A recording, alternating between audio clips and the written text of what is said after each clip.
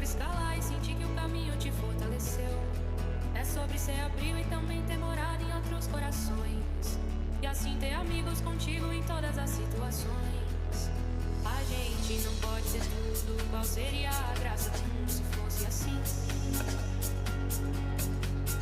Por isso eu prefiro sorrisos e os presentes que a vida trouxe pra perto de mim. Segura seu filho no colo, sorri e abraça seus pais enquanto estão aqui. Que a vida é trem bala, parceiro, e a gente é só passageiro, prestes a partir. Estadual de São Paulo. Boa tarde a todos. Sejam muito bem-vindos. Meu nome é Thelma Assis, eu sou médica anestesiologista e apresentadora. E hoje eu estou aqui para mediar o painel de nome A Chance da Volta do Câncer de Mama e da campanha Meu Caminho como protagonista nesta jornada. Esse evento é uma realização Novartis e segue todas as regras dos órgãos regulatórios. As opiniões aqui apresentadas não necessariamente refletem o ponto de vista da companhia. E hoje vamos conversar sobre o momento do tratamento inicial do câncer de mama, que muitas vezes é acompanhado de dúvidas, medos e inseguranças, especialmente sobre a possibilidade do câncer voltar.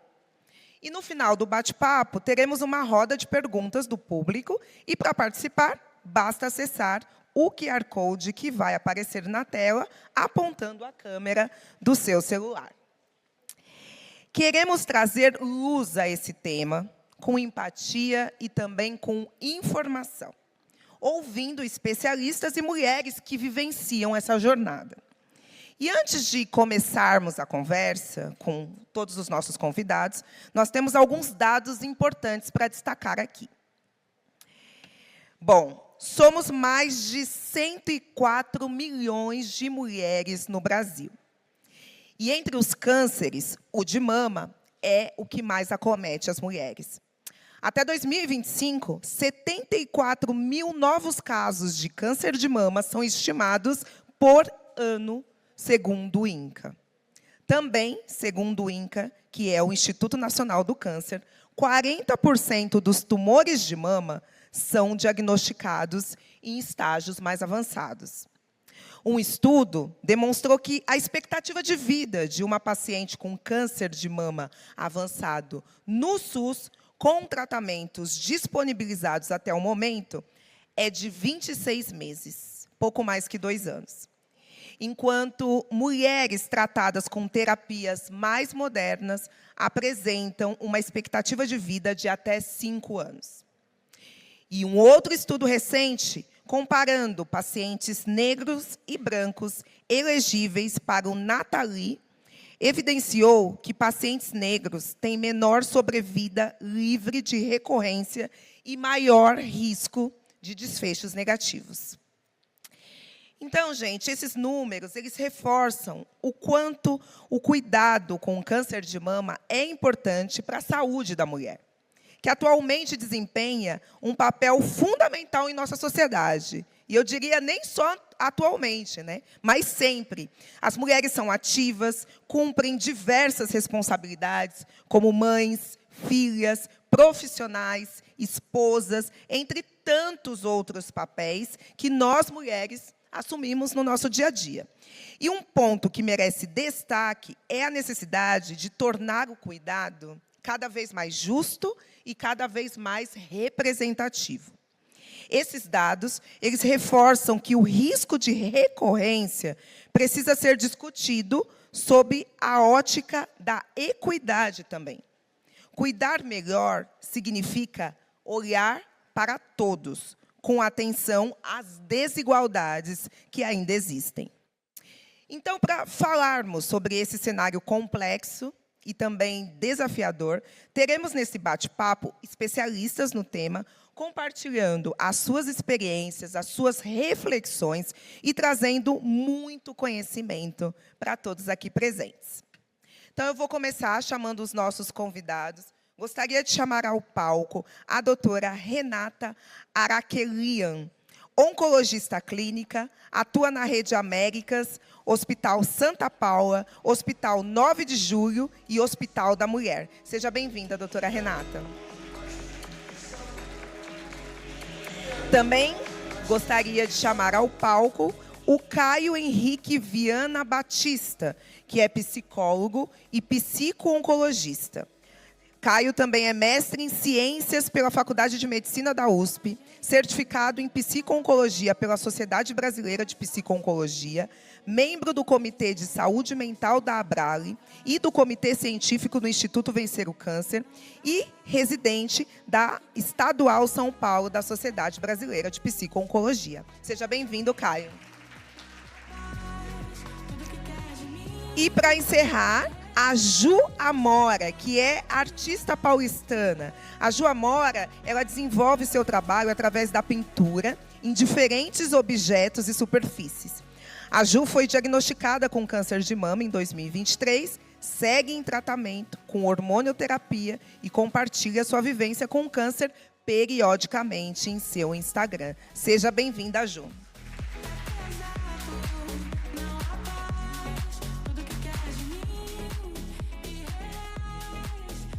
Então, vamos começar aqui o nosso bate-papo e eu vou começar com você, Caio.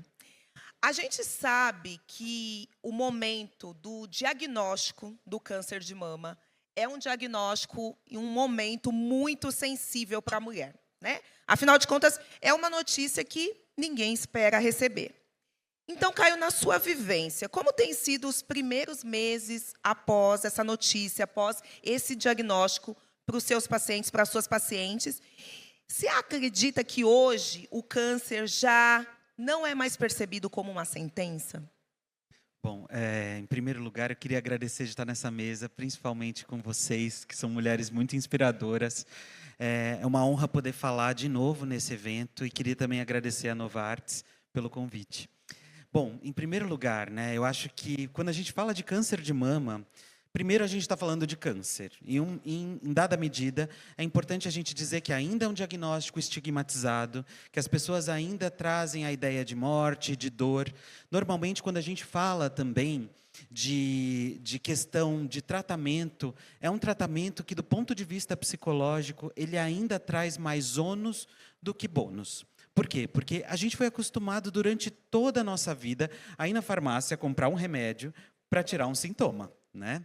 E aí o que acontece? A gente se depara com um tipo de medicação que, ao invés de tirar sintoma e tirar a doença junto com o sintoma, ele dá, entre aspas, para a gente muito sintoma físico, muita reação física. Então, a gente pensando aí do ponto de vista emocional, essas pacientes, já no impacto do diagnóstico e durante o tratamento, já tem questões emocionais muito sérias. Por quê? Porque elas vão ter que lidar com um corpo adoecido e com um corpo que vai entrar num tratamento que vai trazer esse ônus psicológico muito intenso. Então, do ponto de vista emocional, ainda é uma barreira em diversos momentos do tratamento e até mesmo no impacto do diagnóstico. E, claro, a gente tem melhorado muito, né, do ponto de vista das ciências, de falar sobre o câncer, mas ainda traz muito medo e muitos sintomas emocionais. E como foi para você, Ju, nos primeiros meses? Do que você mais sentiu falta? Como foi o impacto na sua rotina? Também na rede de apoio, né, Caio? Porque é muito importante, impacta não só o paciente, mas como todas as pessoas ali ao redor. Conta um pouquinho para a gente, por favor. Boa tarde. É uma honra estar aqui para trocar com vocês. Eu acho que o que eu mais senti falta no começo desse diagnóstico foi ter perdido o protagonismo da minha própria vida. Então, quando eu recebi a notícia que eu estava com câncer de mama, tudo virou sobre o câncer. Das conversas que eu tinha, aquele pensamento antes de dormir era sobre o câncer, como eu ia me alimentar. Então, eu acho que isso foi o que mais me tocou na descoberta desse diagnóstico. Eu tive o privilégio de contar com uma rede de apoio grande. Assim, eu acho que eu passei por um momento de constrangimento de dizer que eu estava doente, porque eu não queria que a minha vida se resumisse ao câncer. Eu não queria que as pessoas olhassem para mim e me tratassem como uma paciente oncológica naquele momento. Eu queria que as pessoas olhassem e estivessem comigo como a Ju, que eu sempre fui. Então, vencida essa barreira, eu entendi o quanto é importante a gente compartilhar as nossas dores com as pessoas que estão passando, inclusive as mesmas coisas que a gente, né? Eu acho que é um lugar de solidão quando você descobre uma doença como essa, assim. Porque em algum momento você pensa que só você sabe o que você está sentindo. Porque, de fato, em muitos momentos é isso. Só você sabe o que é aquele medo antes de dormir ou acordar, ou não saber como vai ser o tratamento, como o seu corpo vai reagir, se vai dar certo, se não vai. Então, contar com uma rede de apoio e, principalmente, conseguir trocar com outras mulheres que passaram com isso foi uma das coisas mais bonitas e importantes que eu vivi durante esse tratamento. Ao invés da sentença, você sentiu que aflorou a sua sede de vida. Eu acho que, ao invés de sentença, porque foi a primeira coisa, uma das primeiras coisas que eu tenho, assim, o privilégio de estar no palco com a minha oncologista, que é maravilhosa, assim, na qual eu sou extremamente grata mesmo pela minha vida, né? Mas, ao invés de ser uma sentença, esse tratamento virou uma possibilidade. Então, é a possibilidade de continuar. Então, acho que é isso. Doutora Renata, assim como a Ju, sua paciente, muitas mulheres, né, quando recebem esse diagnóstico, encaram esse momento da jornada com força, com determinação, né, a vontade ali de deixar o câncer para trás, né? E um desejo muito especial de chegar à tão sonhada remissão. Nesse momento, então, é comum imaginar que a hora que atingiu a remissão, não vou mais precisar da rotina dos exames, essas consultas vão acabar. Mas por que é tão importante manter esse cuidado, manter esse acompanhamento, mesmo depois do tratamento inicial? E, de forma simples, doutora, o que significa o risco de recidiva ou recorrência? Então, pessoal, boa tarde. Eu falei, é um privilégio estar aqui, ouvindo todo mundo, né, poder trocar aqui com vocês. Eu falo sempre, embora eu viva isso todo santo dia, é sempre emocionante entrar dentro da vida, né, e ouvir um pouquinho da história de cada um. O que eu sempre tento explicar para as pacientes, né, de um jeito simples, quando a mulher opera, tirou o câncer, e aí muitas vezes a gente faz um tratamento preventivo, seja ele quimioterapia, seja ele o bloqueio hormonal, a depender do tipo do câncer de mama. E aí a paciente pergunta, mas, né, pergunta, ou ela pensa, ou antes ela pensar, eu já vou e já falo, né? Por que a gente pensa em fazer um tratamento preventivo se eu tirei o câncer? Porque quando a gente tirou o câncer, saiu tudo com margem de segurança, mas a gente nunca sabe, e hoje a gente ainda não tem exame que detecte se antes de operar uma célula se soltou lá do câncer e caiu na corrente sanguínea. E isso pode acontecer independente da mulher ter comprometimento daqueles gânglios da axila ou não. E se a gente não tem exame que comprove se ficou uma célula no corpo da mulher ou não, e se essa célula ficar sem tratamento, ela vai poder crescer, se multiplicar e caminhar e grudar em algum outro órgão na forma de uma metástase, a gente tem que tentar pensar, a gente tem que fazer algum tratamento preventivo para matar essa célula. Então, quando a gente fala em tratamento preventivo, a gente está fazendo meio que no escuro. A gente nem sabe, com 100% de certeza, se essa pessoa precisava fazer esse tipo de tratamento ou não. E aí a gente vai usar alguns critérios de risco para tentar julgar e avaliar, através de estudos científicos, né, que vão embasar a gente entender quais são esses riscos. Falar, ó, essa pessoa é uma pessoa que tem um alto risco de ter essa célula aí zanzando, então é melhor fazer um tratamento preventivo. Então, o tratamento preventivo a gente não enxerga a doença. E quando a gente não enxerga a doença, a gente fala que a pessoa está em remissão. Então, estar em remissão eu não enxergo a doença. Então, a princípio, essa pessoa está curada. O que é cura? A cura é quando eu tenho 100% de certeza que esse câncer nunca vai voltar. Mas se eu não enxergo onde pode estar essa célula, eu não consigo jurar, ter 100% de certeza se essa pessoa está curada. Então, a gente fala em remissão quando a gente não enxerga o tumor. E aí, claro, Quando é que a gente fala em cura? Então, nunca a pessoa vai ficar curada? Não, a pessoa vai ficar curada. E aí a gente tem algumas estimativas. Quando o câncer é muito agressivo, ele tende a voltar entre os 2, 3 primeiros anos. Então, passados 5 anos, a gente acredita que essa mulher esteja curada. Quando o câncer ele é mais lento, tipo o câncer hormonal, que ele pode ser mais lento, a gente sabe que a chance desse tumor voltar, ela não se resume aos 2, 3 primeiros anos. Esse risco ele pode se estender ao longo da vida, porque a multiplicação dessa célula ela pode ser mais lenta. Então, isso pode acontecer depois de 5, 7, 10, 15 anos. Então, é importante que a pessoa que passou pelo câncer, ela saiba que, embora a gente não enxerga nada, ela está em remissão. Ótimo, mas a gente precisa fazer o acompanhamento, ela precisa ser acompanhada, e aí, muitas vezes, ela precisa fazer esse tratamento preventivo, porque a gente quer diminuir um risco de, no futuro, essa doença voltar. E aí é a recidiva da doença. Quando a doença volta, a gente fala que ela recidivou. Quando a gente não enxerga, a gente fala que está em remissão. E cura quando a gente acredita que não tem mais nenhuma célula no corpo dela. É muito importante, né, esse acompanhamento, né? Ju, como é que foi para você? Alguém abordou com você essa temática da possibilidade da recidiva após a remissão? Eu sou ansiosa. Então, assim, ao começar o tratamento, eu já questionei sobre isso. Porque, assim, eu tenho um histórico de câncer familiar. Infelizmente, eu perdi um pai que teve câncer de estômago e teve uma recidiva enfim, infelizmente faleceu. Então, isso era uma sombra para mim, o medo da volta. Antes do tratamento, eu já tinha medo da volta.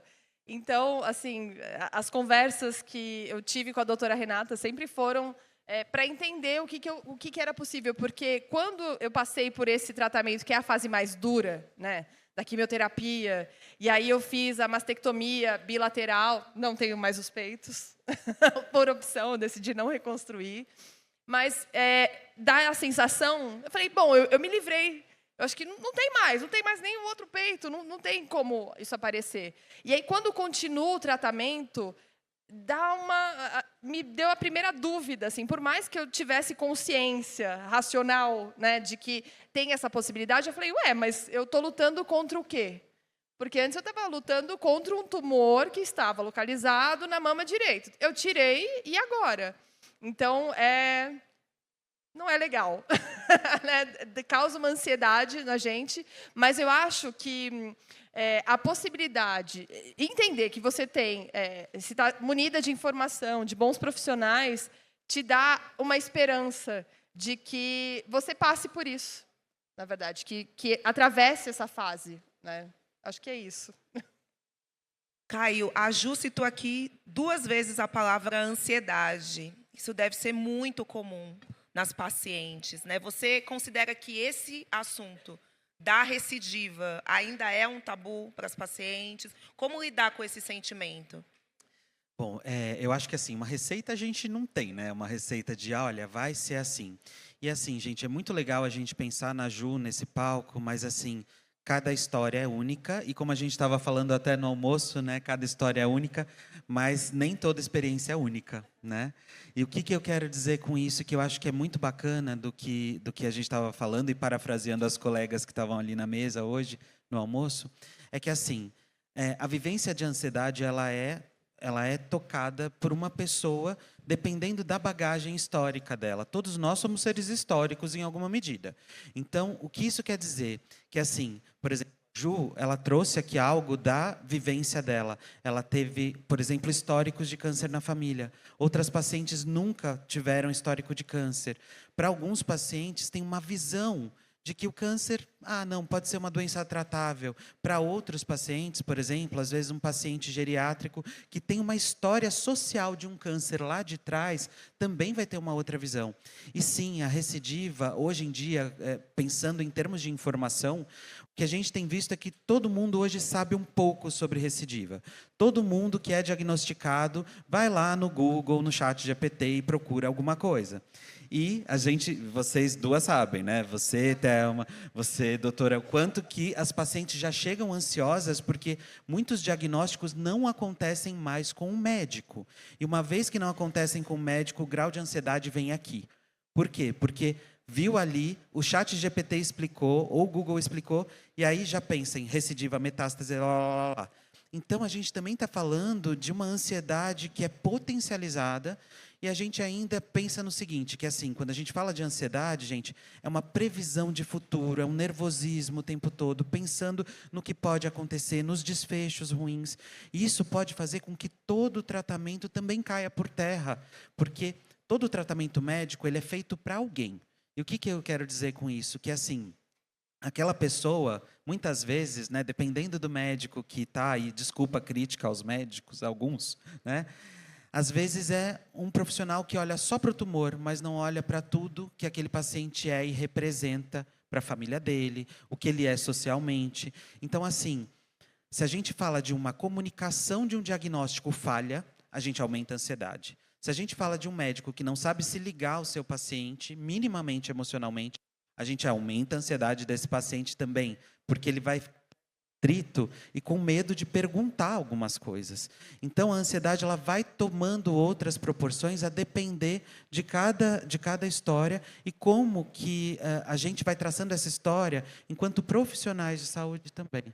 Então, sim, a ansiedade ela é muito comum e não só pela possibilidade de recidiva, mas por toda a história, e a possibilidade de recidiva só potencializa se essa história de ansiedade já está bem construída com uma história multiprofissional inadequada para esse paciente.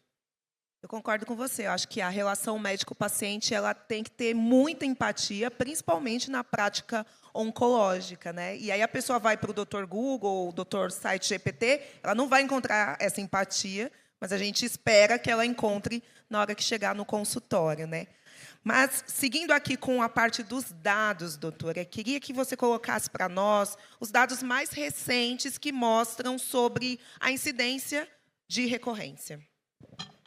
Então, assim, primeiro, né, uma coisa que é super importante, os dados, quando a gente fala em dados, são coisas, é uma estatística, né? E eu sempre falo para as minhas pacientes, para ela ou é 0 ou é 100. Né? Não, ela não está, mas qual que é a minha chance? Então, a maior parte das mulheres com câncer de mama, a maior parte é curada, ponto. Então, hoje, felizmente, a gente sabe que o tratamento do câncer de mama avançou muito e a maior parte das mulheres, 70% das mulheres, é curada.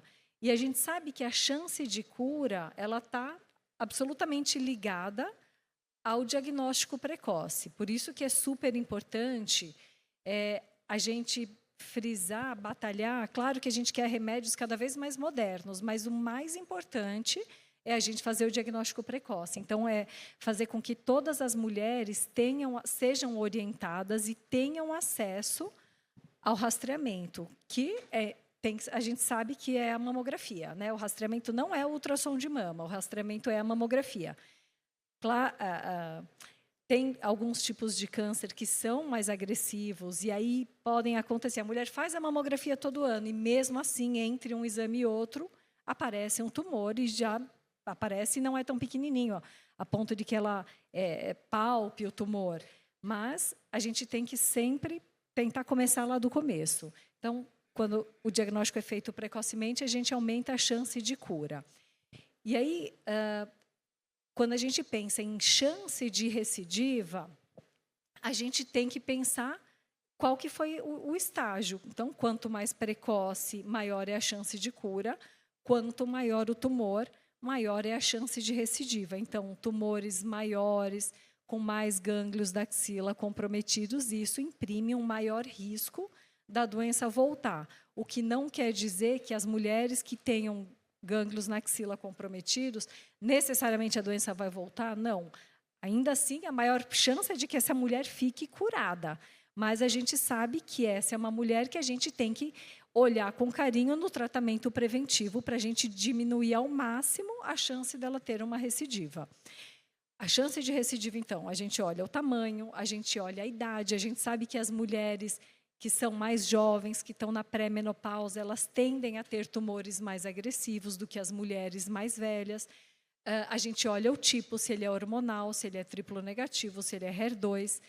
Quando dá, os pacientes procuram no Google, vai por lá, câncer de mama HER2 positivo, vai aparecer que é um câncer super agressivo. Mas esses são dados mais antigos. Hoje a gente tem medicamentos muito eficientes para o tratamento do HER2 positivo. Então, esse é um tumor que antigamente era muito agressivo. Hoje, a gente até fica feliz quando a gente vê que é um câncer HER2 positivo, porque a gente tem armas muito potentes para combater. O triplo negativo ele é um câncer que se multiplica rápido, e daí a gente fala que ele pode ser mais agressivo, que muitas vezes, quando diagnostica, já não é tão inicial.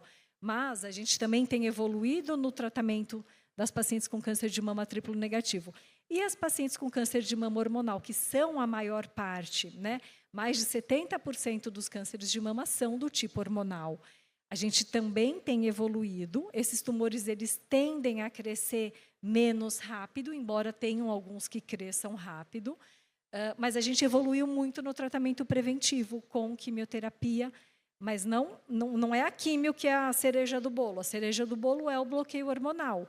Porque se ele é um câncer de mama hormonal, a gente sabe que o estímulo o hormônio feminino faz esse tumor ser estimulado e crescer. Então, a gente sabe que a gente fazer o bloqueio dos hormônios femininos é uma via muito potente de redução de risco. Então, a gente melhorou muito o bloqueio hormonal e a gente tem, hoje em dia, também uma nova classe de drogas, que são os inibidores de ciclina, que são drogas novas, que em muitas situações a gente soma ao bloqueio hormonal para diminuir a chance de recidiva. E aí, como que a gente vai saber quem que precisa de mais, quem que precisa de menos? A gente faz um conjunto de informações, né? A gente vai olhar a idade da paciente, qual que era o tamanho do tumor, se tinha gânglio da axila comprometido ou não, qual que era a porcentagem lá no exame de imunistoquímica que fala que tem os receptores hormonais, se tinha se era muito forte a expressão desses receptores, se era mais baixa, se a taxa de multiplicação do tumor era mais alta, mais baixa. E aí a gente junta todas essas informações para estimar o risco, para a gente tentar ajustar qual que é o tamanho, qual que é o risco da paciente, e aí o quanto a gente precisa ser mais, apertar mais, ser mais intenso na prevenção, ou se a gente pode ser menos intenso. E aí a gente vai discutindo junto com a pessoa o quanto a gente aperta e o quanto a gente solta, para tentar diminuir ao máximo o risco dessa mulher.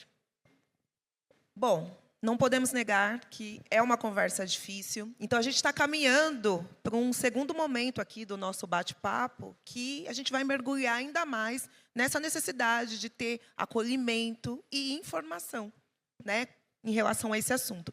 E aí, por tudo que já foi dito aqui, a gente sabe, então, que é um momento difícil essa conversa do médico com a paciente. Na sua opinião, doutora Renata, como fazer para criar, entre os profissionais de saúde, um espaço seguro para colocar essa conversa na mesa? Eu acho que isso não é uma coisa necessariamente simples, porque a primeira coisa que a gente... né, não tem jeito, o médico oncologista é uma pessoa, também é uma pessoa que tem uma bagagem, tem uma personalidade. Então, tem gente que tem mais facilidade para falar, tem gente que tem menos facilidade para falar, tem gente que consegue se envolver mais, tem gente que consegue se envolver menos. Então, tem essas questões pessoais que é difícil a gente generalizar e falar todo mundo tem que fazer assim, porque não dá. Agora, o que eu acho é que os médicos oncologistas todos têm que dispor de tempo. Então, a primeira coisa é tempo, né? Se a gente não tem tempo para conversar com o paciente e para ouvir o paciente, a gente não consegue fazer a boa prática da medicina. Então, o médico precisa ter tempo, ele precisa, de algum jeito, dentro da sua personalidade, né, dos seus limites, se abrir para deixar a pessoa perguntar, né? Porque tem gente que pode se sentir acuada com a pergunta do outro, né? Ah, mas não acredita em mim, eu falo. Né? Antigamente, a gente via mais essa coisa do médico, só o médico fala, o paciente obedece. Hoje em dia, felizmente, as pessoas têm entendido mais que é uma troca, né? O paciente pergunta, o médico responde. A gente também não sabe tudo. Quando a gente não sabe, a gente vai estudar, vai pesquisar, vai discutir com os colegas. Mas eu acho que a gente precisa dispor de tempo e baixar a guarda para entender que quem está lá na nossa frente, como o Caio falou, é uma pessoa que está passando por um momento delicado da vida. Só que essa pessoa não está vivendo só esse momento.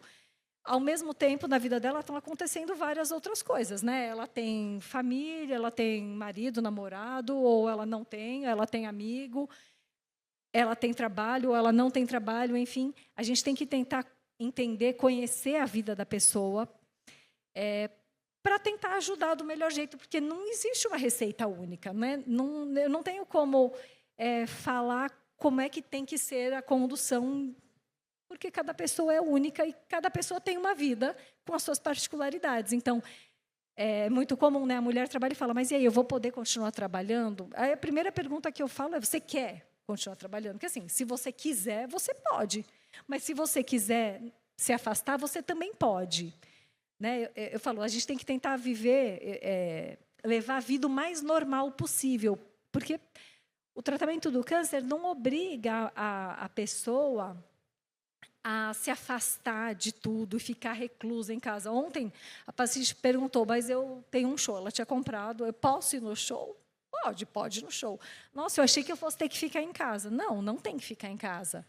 Claro, dependendo do tipo de tratamento, do tipo de quimioterapia, né, vai ter um cuidado a mais ou a menos, mas, enfim, de modo geral, é para a pessoa levar a vida o mais normal possível. Né? Tentar encaixar o tratamento na vida dela e não sair da vida para se encaixar no tratamento. E aí, como a gente vai fazer isso? Não existe uma receita de bolo. O médico e o paciente vão ter que se entender. Eu tenho que ouvir o que ela vai me trazer e tentar ajudá-la a se organizar dentro do que é possível, do ponto de vista médico, e do que é melhor para ela, né?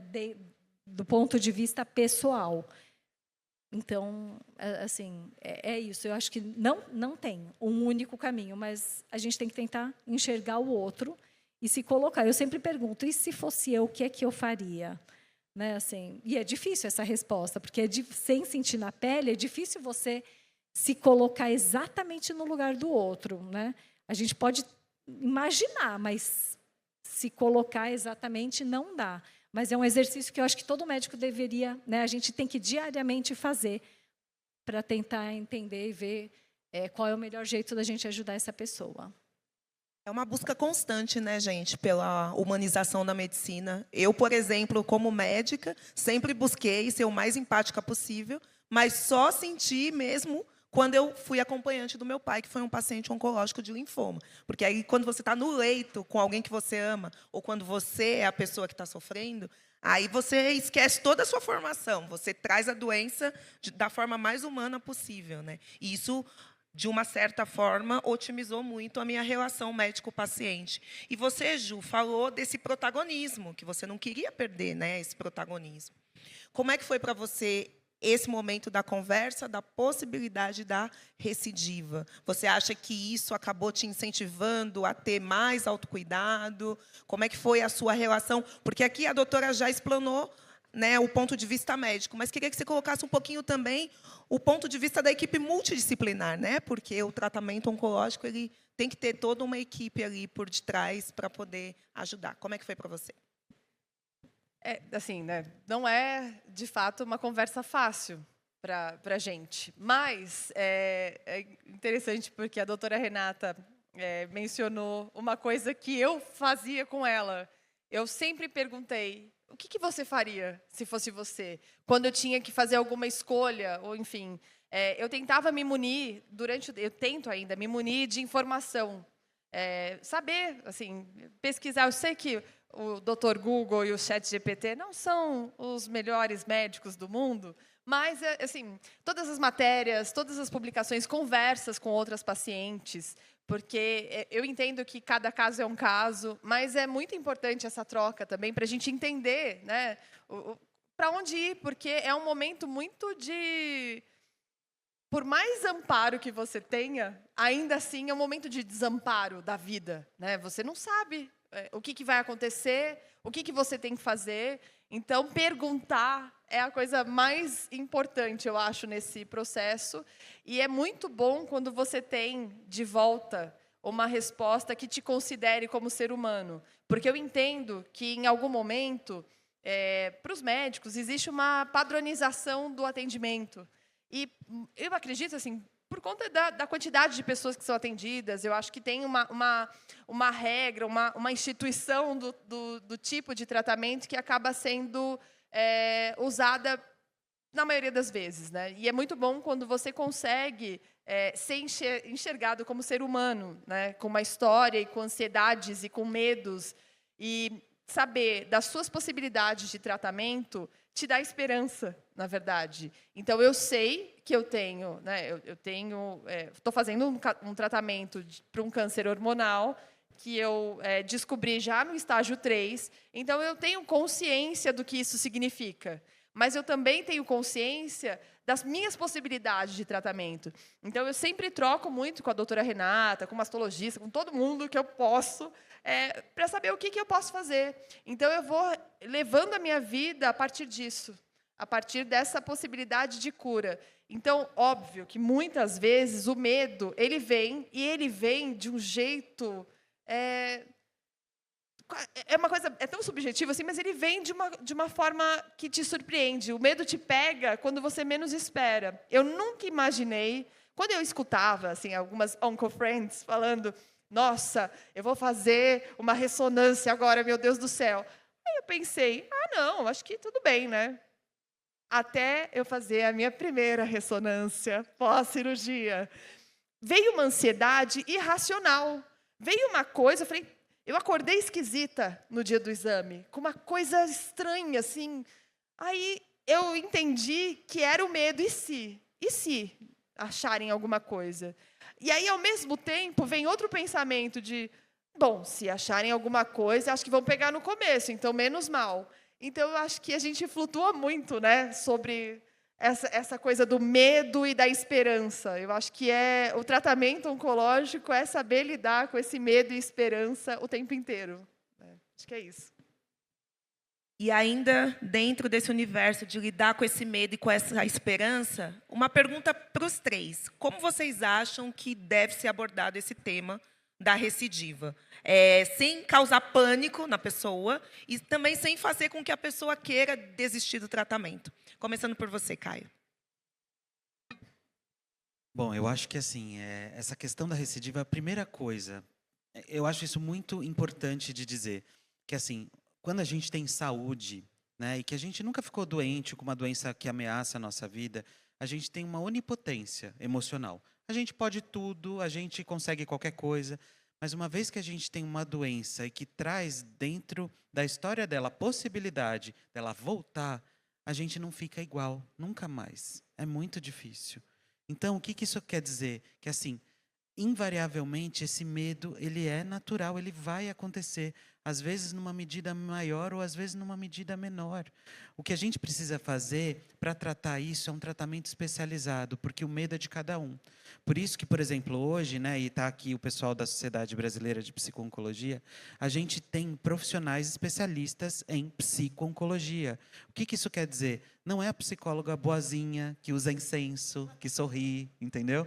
Mas na verdade, o psicólogo especialista. Por que médico tem que ser oncologista, enfermeira tem que ser oncologista e psicólogo não? E por que isso quer dizer? O que eu quero dizer? Uma vez que a gente realmente quebrou essa onipotência, essa saúde na gente, toda vez que eu for fazer um PET scan, toda vez que eu for fazer uma ressonância, uma mamografia, o que precisar fazer, o medo vai me tomar. E a gente precisa naturalizar que isso pode acontecer, só que a gente precisa estar só um pouco melhor, porque o medo vai acontecer. E assim, mesmo pacientes que não têm chance de ter recidiva, ou pelo menos nas estatísticas, estatística não funciona. Quando é comigo, a estatística é o que menos importa, né?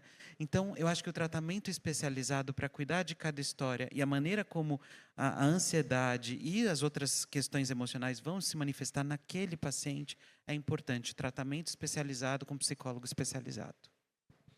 Só emendando, vou deixar vocês duas responderem também, mas emendando já a minha próxima pergunta, que vai dentro disso que você falou. Então, tá, uma vez que você coloca para essa paciente e ela tem consciência dessa real possibilidade, você acha que muda o quê na vida emocional dela? Você falou dessa convivência com o medo. Mas, em comparação, a mesma paciente que poderia ser pega de surpresa, ou a mesma paciente que fica convivendo com esse assunto como se fosse um tabu. O que muda na vida emocional dela?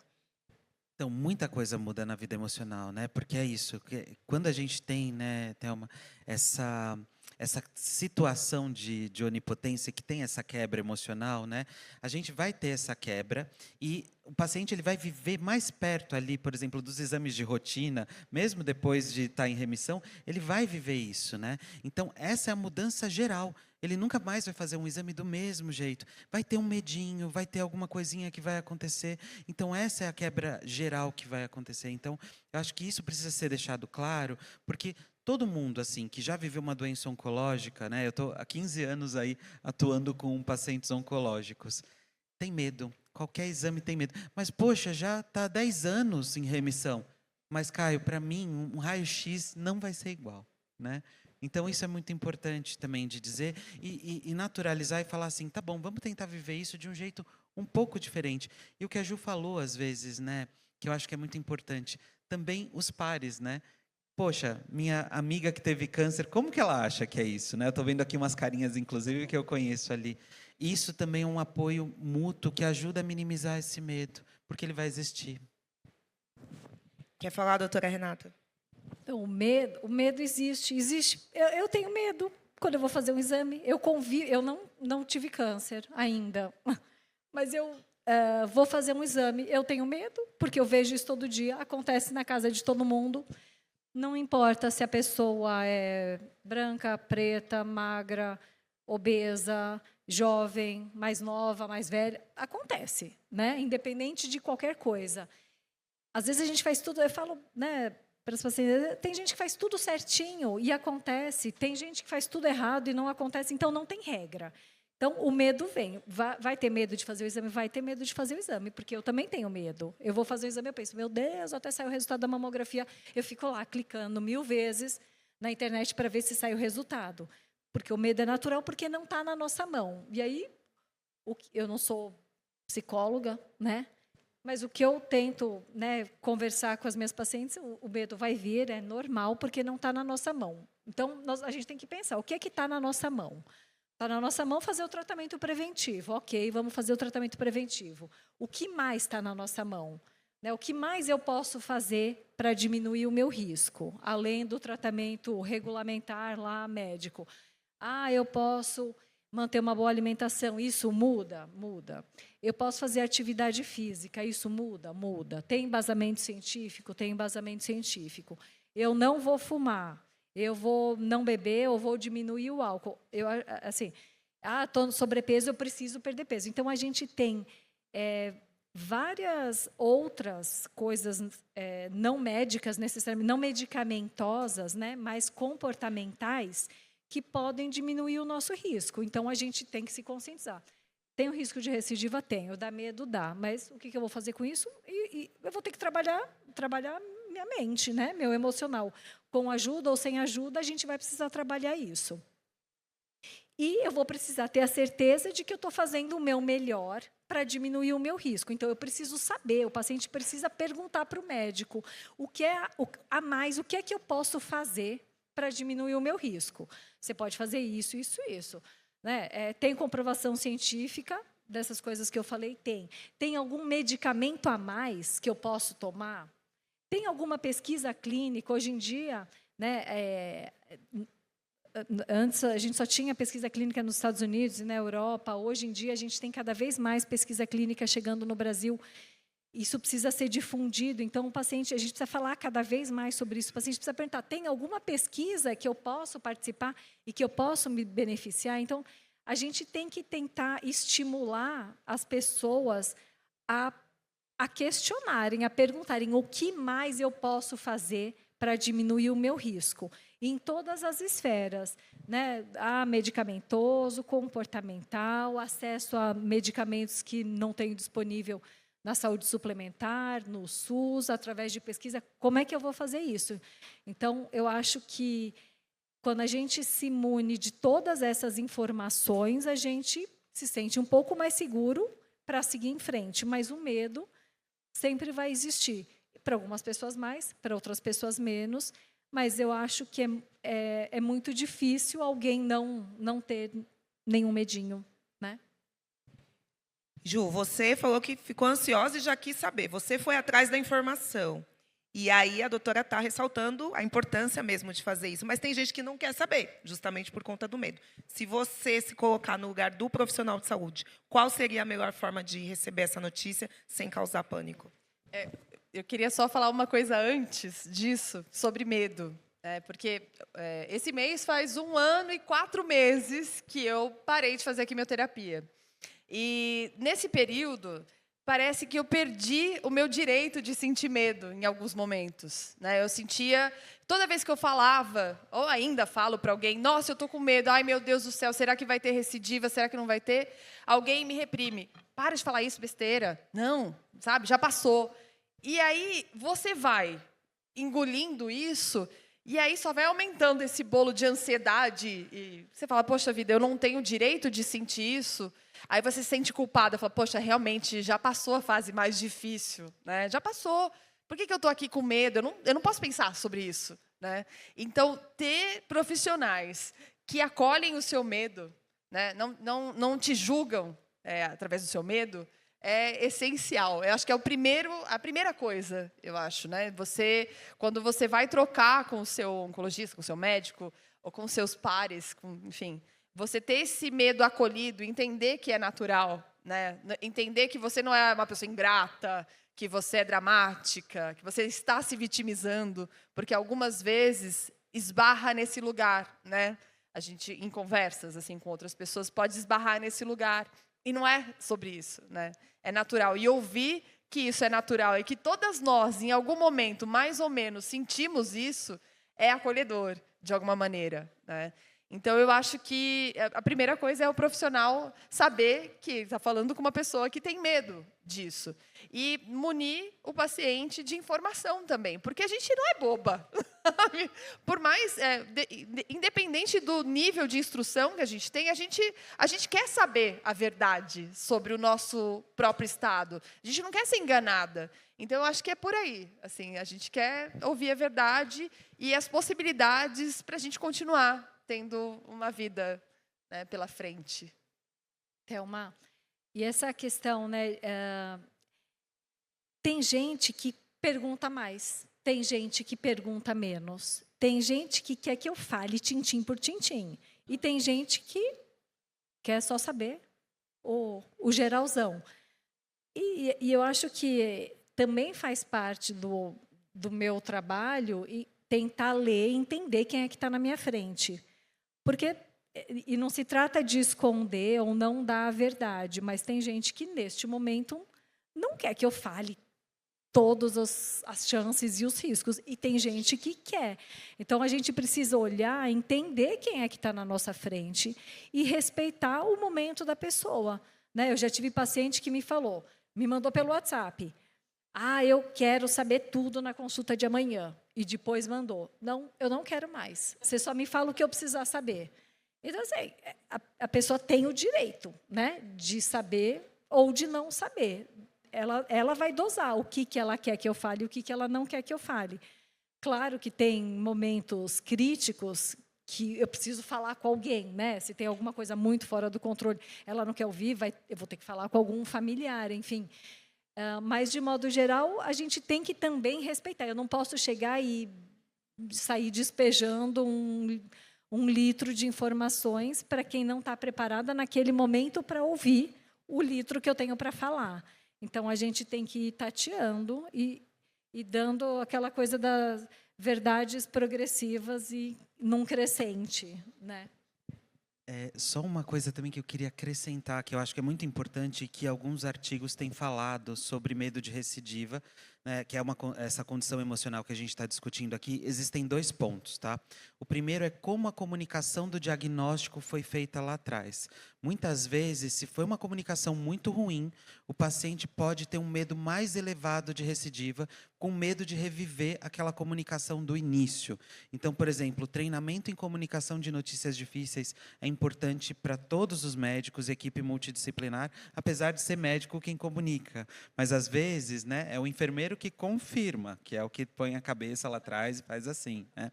E o outro ponto é que, assim, os maiores níveis de sintomas, de reações emocionais potencialmente negativas também têm a ver com o que a gente chama de TEPT, que é o transtorno do estresse pós-traumático. Quanto pior foi o tratamento do paciente, quanto mais difícil foi esse tratamento, o que acontece? O medo de recidiva pode ser muito maior, com medo de reviver tudo aquilo daquela maneira. Por exemplo, pacientes pós-transplante de medula óssea vivem isso porque é um tratamento super intenso. Então, esses 2 pontos queria deixar claro, né? Não, super importante. Você falou do transtorno de estresse pós-traumático. E aí, doutora, eu queria jogar uma outra pergunta, que é a paciente que tem a confirmação da recidiva e aí ela resolve desistir do tratamento. Como é que faz para manejar isso? Então, sabe que isso acontece com alguma frequência, né? Falar, voltou, eu não quero mais tratar. Eu acho que a primeira coisa que eu tento fazer é explicar de modo claro o que é que vai vir pela frente, se ela tratar e se ela não tratar, né? Então, eu acho que é importante essa clareza. Eu tenho algumas, né? Já passei várias vezes, assim, às vezes, pessoas mais idosas, especialmente, falam assim, não, eu já vivi tudo que eu tinha para viver. Eu já vi, meu filho casou, já tenho meus netos, já se formaram, estou feliz com a minha vida, tá ótimo. Não vou mais tratar porque eu já estou satisfeita, posso ir embora. Mas não é só sobre ir embora, né? O que eu converso é como é que vai embora. Porque a gente não tem um botãozinho de liga e desliga. Não, eu não quero mais, beijo, tchau, fui. Tem um caminho até a gente ir embora, né? E muitas vezes a doença machuca. Então, eu sempre tento, obviamente, com um jeitinho, explicar que como é que vai ser o tratamento, né? A gente pode dar um tratamento, talvez a gente não consiga curar, mas qual que vai ser o objetivo do tratamento? Na maioria das vezes, quando tem uma recidiva, a gente vai tentar fazer com que a pessoa viva mais do melhor jeito possível. Então, essa é a primeira coisa. O tratamento, ele não pode machucar mais a pessoa do que a doença. Então, eu vou, né, selo, de certo modo, um acordo com a pessoa, né, de que eu vou propor um tratamento pensando em ajudá-la, em não piorar a qualidade de vida dela, em amenizar os sintomas que a doença dá ou retardar o surgimento de sintomas que a doença pode trazer e que machucam, tentando minimizar o efeito colateral do tratamento. Então, a gente vai ter que ajustar o tratamento à pessoa, à situação da doença, ao corpo, à situação física da pessoa. E entender que a gente vai ter um caminho a percorrer e que existe um meio do caminho que a gente pode tratar sem agredir ou agredindo o mínimo possível, se é que dá para dizer assim, né? Mas é tentar melhorar a qualidade de vida sem machucar. Porque muitas vezes, quando a gente opta por não tratar, talvez a doença machuque mais do que o tratamento, né? Então, e eu sempre falo, nenhuma decisão que a gente tome é definitiva. A gente pode começar a tratar, e se a gente vê que não está legal, não é isso que eu quero, tá ruim, a gente pode dar um passo para trás e parar o tratamento. A gente pode reduzir a dose, a gente pode mudar a rota, né? Mas eu acho que se existe uma forma eficaz da gente tentar tratar, a gente pode tentar tratar. E se a gente entender que não é esse o caminho, a gente muda a rota, né? Nenhuma rota é única e definitiva, mas às vezes se a gente não faz. Às vezes a gente se arrepende por não ter feito, porque aí às vezes a gente não consegue dar o passo para trás de novo. Então, eu acho que a gente tem que constantemente ir fazendo ajustes de percurso. Ju, a doutora pontuou, né, a necessidade de manter essa qualidade de vida. Como é que você tem feito na sua jornada para conseguir ter qualidade de vida? Eu tomei algumas decisões e, assim, quando a gente termina essa fase mais crítica, vamos dizer, do tratamento, eu falei, bom, vou virar maratonista, vou virar fitness, agora vou mudar de vida e vou ter a melhor alimentação do mundo, orgânicos, não bebo mais, e é isso. E, por um tempo, a gente consegue, né? Mas eu acho que quando a gente vai muito para um lado meio radical, é difícil de manter, né? Então, assim, eu não consegui me tornar uma musa fitness, ou maratonista, também não. Mas eu tenho pensado mais sobre isso e buscado... eu estou sendo mais responsável, eu estou tendo mais autorresponsabilidade, na verdade. Porque, assim, eu tenho disponível um tratamento, eu tenho uma oncologista, eu tenho médicos que eu confio, que estão fazendo o melhor por mim, só que eu também preciso fazer o melhor por mim, né? Na medida do possível. E entender que em alguns momentos a gente vai falhar com isso também, né? E eu tento pensar também muito no aspecto emocional, de manejar o meu estresse. Hoje em dia, eu penso muito antes de ficar estressada, sabe? Assim, eu falo, isso realmente vai mexer comigo, sabe? Então, eu acho que esses manejos da vida, né, do que a gente sente, das escolhas que a gente vai fazer, eu acho que vieram nesse momento de autocuidado, né? O autocuidado tem sido também respeitar e me acolher quando eu falho comigo mesma, sabe? Eu acho que é isso. E que bom que você está trazendo tanto autocuidado e coisas novas para a sua vida, mesmo, né, num momento mais sensível. E aí, você falando, eu fiquei refletindo aqui que muitas mulheres, infelizmente, não têm essa possibilidade, quando a gente faz um recorte estrutural. E aí, doutora, eu queria falar um pouquinho, então, desses desafios, né? Porque tem desafio da adesão do tratamento, tem desafio para comunicar. E aí, tem essas barreiras estruturais. Aí tem um dado recente, com base em pacientes elegíveis para o estudo Nathalie, que revelou disparidades importantes entre pacientes negros e brancos com câncer de mama, HER+ ou HER2 negativo. Desde o diagnóstico até os desfechos clínicos. Pacientes negros, por exemplo, apresentam maior risco de recorrência e menores taxas de sobrevida.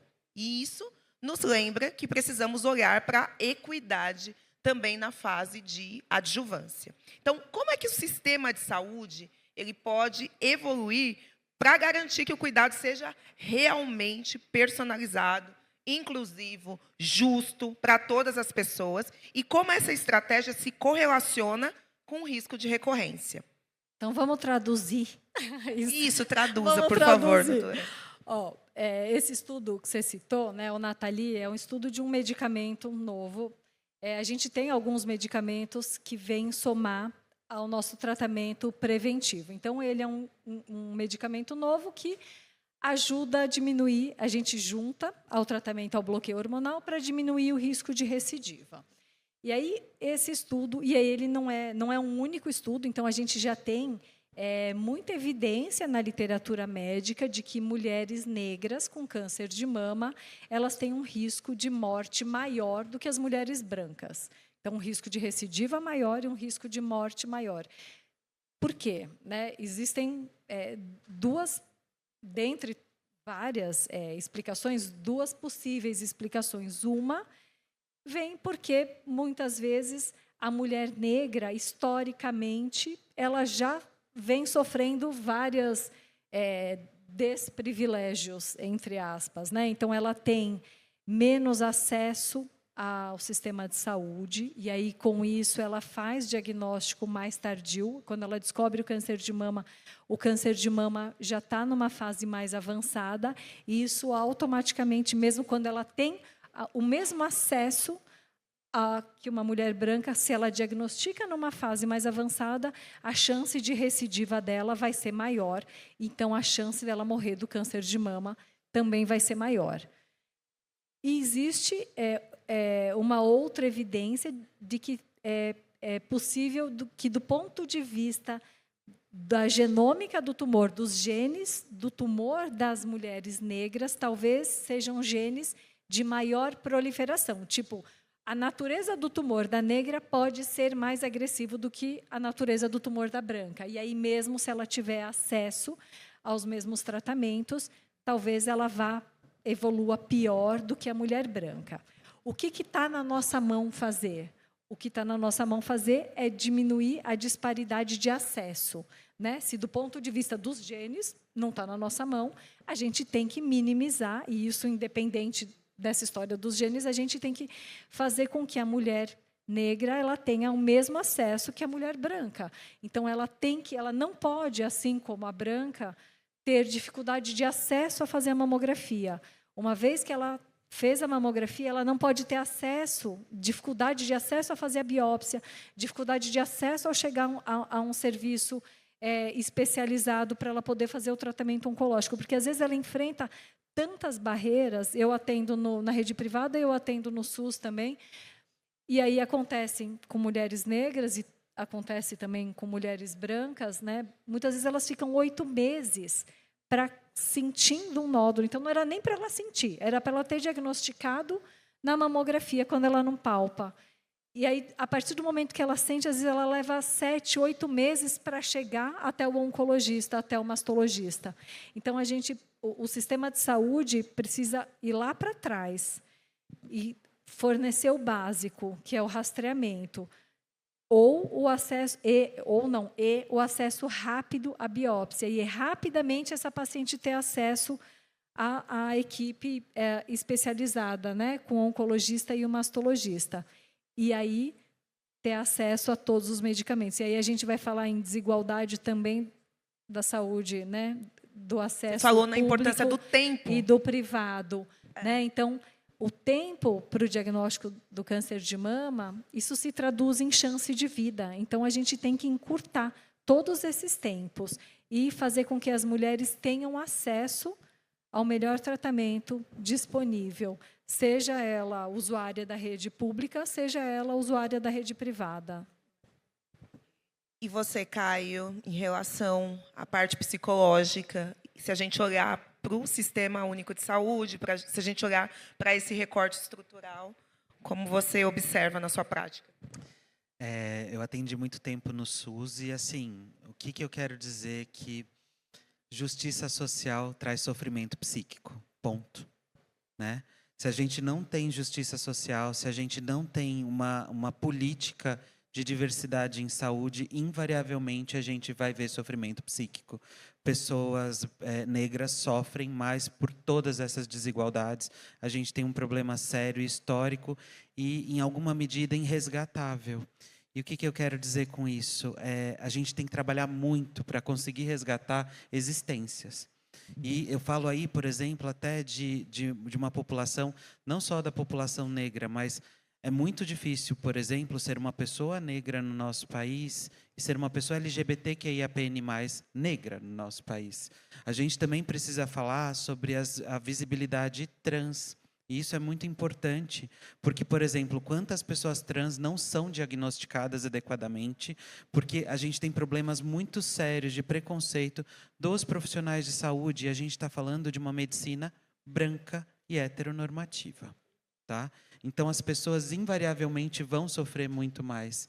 Então, isso no sistema público, no privado, que eu tive a chance de trabalhar nesse meio tempo todo, e é estarrecedor quando eu ouvi uma fala de uma paciente minha, que era uma mulher trans, e não tinha nada dentro do ambulatório e do tratamento oncológico que ela podia fazer. Quando ela perde o cabelo, ela é comparada novamente a um homem, né? Ou seja, ela teve que fazer uma reconstrução do corpo dela, historicamente, para se tornar uma mulher, e ela não é vista como. Né? E tem tantas coisas que a gente precisa melhorar, e nessa questão a gente também vê estudos que comprovam que pessoas negras passam mais tempo com dor nos sistemas de saúde público ou privado, e a Anestésio está aqui para falar. Né? Então, questões assim a gente precisa de merir para conseguir trazer menos sofrimento psíquico. Exato. Estruturalmente, essas pessoas muitas vezes não têm acesso à informação e aí elas não sabem nem lutar pelos seus direitos, elas ficam ali só sobrevivendo. Qualidade de vida não faz parte da realidade de muitas pessoas, né? E aí como é que vai lidar com isso? Muitas vezes é uma mãe de família com 3 filhos, ela tem um diagnóstico de câncer de mama. Ela vai ter adesão ao tratamento como se ela vai perder tudo que ela tem, que é o corpo dela, para poder alimentar os 3 filhos. Ela se coloca ali como linha de frente e vai até onde, né, a vida levar. Então, as realidades são realmente muito difíceis e eu acho que nós, profissionais de saúde, a gente tem que sempre estar atentos. Como a doutora falou, a gente precisa de um tempo, né, para se colocar minimamente no lugar do outro, entender a realidade de cada paciente. Agora, gente, a gente está caminhando para o final. Temos aqui 2 perguntas. Uma da Alice, que perguntou: tratamento preventivo é o quê? O que pode ser feito? O tratamento preventivo é aquele que a gente faz depois da cirurgia. Então, para a mulher ficar curada do câncer de mama, ela tem que operar. Ela tem que operar e tirar o tumor. E aí, tudo que vem depois, assim, pode ser feito ou não. Às vezes é só a cirurgia, mas às vezes pode incluir quimioterapia. Às vezes pode incluir a hormonioterapia, que é o bloqueio hormonal. Na verdade, a gente fala hormonioterapia, parece que está dando hormônio, mas não, é bloqueando o hormônio. E pode incluir a radioterapia. Então, químio, o bloqueio hormonal e a radioterapia. Essas 3 modalidades são modalidades de tratamentos que a gente chama de adjuvante ou preventivo, que é para diminuir a chance da mulher ter uma recidiva da doença, diminuir a chance do tumor voltar, ou na mama, ou em algum outro órgão, na forma de uma metástase. E aí é aquilo que a gente estava falando lá no começo. Por que ela teria uma metástase se ela operou? Porque a gente não sabe se antes de operar, uma célula tinha caído na corrente sanguínea. Então, a gente tem que tentar matar essa célula. A radioterapia é tipo uma radiação que recebe local, na mama. A quimioterapia é como um soro que cai na corrente sanguínea e onde tiver célula se multiplicando, célula normal do corpo ou célula de câncer, a quimio vai matar. E o bloqueio hormonal é um comprimido, na maioria das vezes, que ocupa, né? Imagina que tem a célula e tem o receptor lá que gruda o hormônio, tipo uma chave fechadura.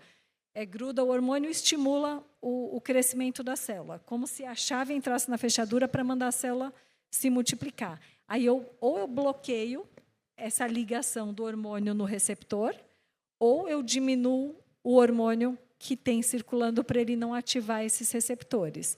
E quando a gente fala em câncer de mama HER2 positivo, a gente tem anticorpos contra esse tal do HER2, que é outro receptor, que é, como a gente fala, é como se fosse uma vacina, né? A gente fala popularmente de vacina, mas é um anticorpo. E no câncer de mama triplo negativo, em algumas situações, a gente usa, além da quimioterapia, a imunoterapia, que também é um remédio tipo soro, que estimula o sistema imunológico a combater a célula do tumor. Então, esses tratamentos todos, eles são preventivos, porque eles ajudam a cirurgia a curar a mulher. Perfeito. E a Fernanda está perguntando, dizendo: a volta do câncer sempre é um medo. Se tem como impedir ou atrasar a volta dele. Acho que é de interesse de toda paciente. Como isso pode ser feito? A gente quer impedir. Se a gente não conseguir impedir, a gente quer atrasar, mas o nosso objetivo é impedir. Porque se a gente impede o câncer de voltar, a gente vai curar. Então, tem muitas pacientes que falam: não acredito. Eu conheci, né, tem fulano, beltrano, ciclano, que achou que ia ficar curado e voltou. Então, não acho que o câncer tem cura, sempre volta. Isso não é verdade. A maioria das mulheres fica curada. Todo esse arsenal de tratamento que a gente tem, com quimioterapia, bloqueio hormonal, os inibidores de ciclina, bloqueio do HER2, imunoterapia, todos esses são medicamentos que a gente usa para tentar fazer a doença não voltar, para a mulher ficar curada. Então, o nosso objetivo principal é fazer a mulher ficar curada. Perfeito. Então, pessoal da Novartis, acho que a gente conseguiu atingir nosso objetivo aqui, que era trazer mais empatia, mais acolhimento e informação, né, para esse assunto que, mais uma vez, é um assunto difícil, mas que, com manejo, né, com jeitinho, com empatia, a gente consegue tocar e promover uma qualidade de vida para os pacientes. Muito obrigada, doutora Renata, Obrigada Caio, a vocês. Ju. Que você siga na sua jornada, encontre a cura. Muito obrigada a todos os presentes. E, antes de encerrar, eu gostaria de convidá-los para assistir em primeira mão o vídeo da campanha de câncer de mama da Novartis. O nome da campanha é Meu Caminho, que convida as pacientes de câncer de mama a serem protagonistas da própria jornada. Fiquem com esse vídeo e depois dá uma passadinha no stand para conhecer mais sobre a jornada da paciente de câncer de mama em um formato lúdico e único. Muito obrigada pela presença de todos.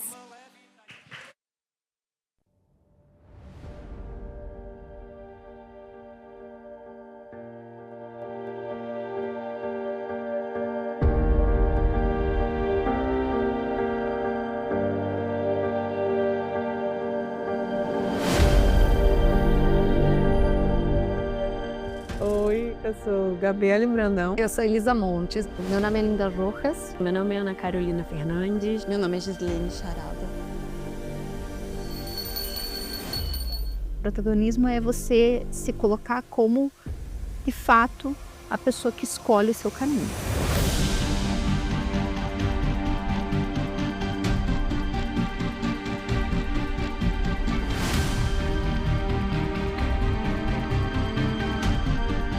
A jornada do paciente vai ser escolha dele. Nós estamos aqui como instrumentos guias e não como instrumentos controle da vida das pessoas. Então, a gente precisa trazer o paciente para o jogo para que ele compreenda por que ele está fazendo esse remédio, por que ele está fazendo aquele tratamento. É necessário que ele entenda isso, porque quem vai decidir é o paciente.